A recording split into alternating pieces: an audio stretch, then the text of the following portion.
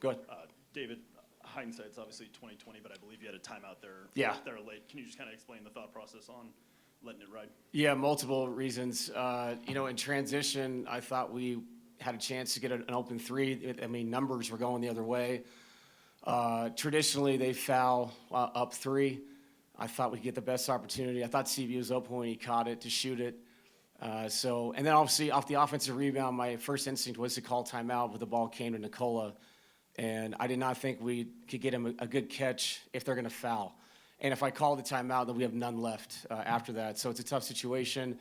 When you get runouts like that, a lot of times in our league with guys falling down and the numbers, you can find a three that way. Unfortunately, it didn't work out.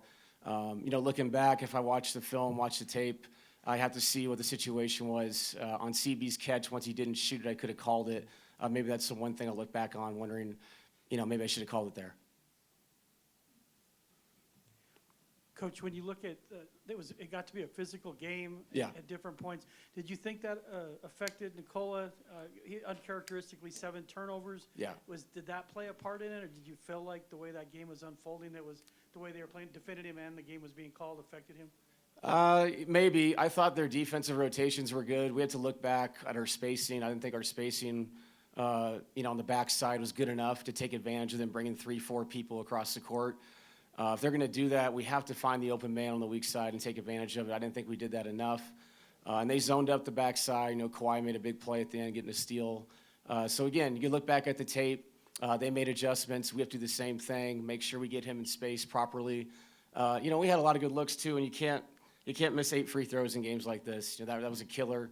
And, obviously, the points off turnovers, just like in Game 1, we won that battle, and tonight they won that battle. And, games like this that grind – and the possessions are so tough, those easy baskets going the other way are such a killer. We had the loose ball turnover towards the end.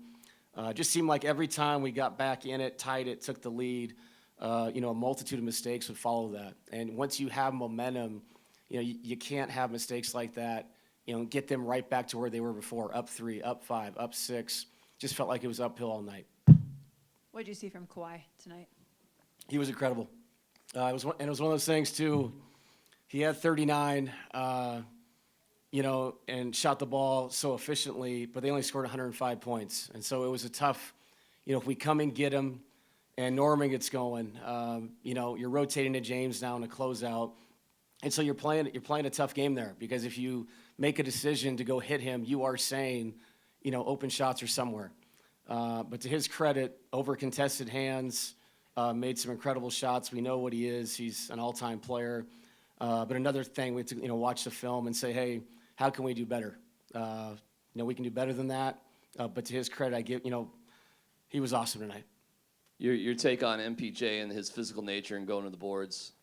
Yeah, he was better tonight. And he hit a huge 3 to tie it. We were trying to sneak him back out after the timeout play. Obviously Michael really stretches the floor in the way that they were guarding, bringing 3 and 4 people to one side of the court. We have to find a way to make Mike an impact player in those situations if they're willing to leave and rotate, and we can do better. Looking at the tape, I thought we did a better job in Game 1, and, in Game 2, they made adjustments, and we have to look at it and find a way to make Mike an impactful player if that's how they're going to guard. David, how much does it hurt just losing home court advantage, leaving here 1-1 instead of 2-0? I thought this series would be like this. Both really good teams. We both, throughout the season, had ups and downs, but now we're both healthy and going at it.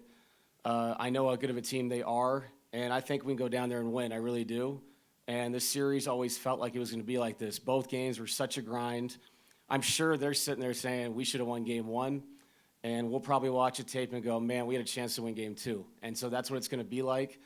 And we have to bring our focus, be connected, take the day tomorrow to get mentally right, physically right, prepare, fly to LA and get a win. DA, on your right here, I know it might be nitpicking, and he went 4 of 8 from 3, but is Joker passing up threes that you maybe wish he would take instead of getting into the action that way? Yeah, we'll watch the tape with him. I think sometimes when he drives and kicks, it leads to easy baskets, wide open looks from 3 for other people. And to their credit, when he drove it, they did a good job of bringing people but also zoning up passing lanes. And, he's a professional, I mean, as professional as it gets in our league. So he'll watch the tape just like we do. And if he feels like to win the next game, he's got to take more shots. I know he will. But, again, he had a triple-double. It was it flipped the script. Kawhi had 7 mistakes last game. Nikola did this game with all the different defenses being thrown at both players. So we'll help him, see the tape so he can play in space better and make the decisions he wants to make. Kind of piggybacking off of that, what went into your decision to play Nikola the entire second half? Yeah, we started the fourth, and I asked him, how he was feeling. The original plan was to play in the first couple minutes of the fourth, first 2 or 3 minutes, get him out to finish. But we made a run, and the intensity was high, and it felt like that group had a lot to give, rest defensively. And it was the same thing with Christian. I brought Christian in later than I wanted to, but that group was rolling a little bit, and then Mike came in for Peyton and, made an impact offensively. So it just didn't feel right to take him out. Obviously, there's communication going on with him. Where are you at? How you feeling? Same thing with Aaron, running in that whole quarter. So it just felt like that kind of game, man. Like we had a chance right there. I didn't want to take him out. They go on a 6-0 run. Now I'm calling timeout. I got 1 left with 6 minutes to go. So it just was a feel thing for me. Coach, do you feel now that you've seen them twice, the Clippers, and know what they can present, does it make it a little bit easier in a way for the game 3 that some of their strategies and know how to prepare for them?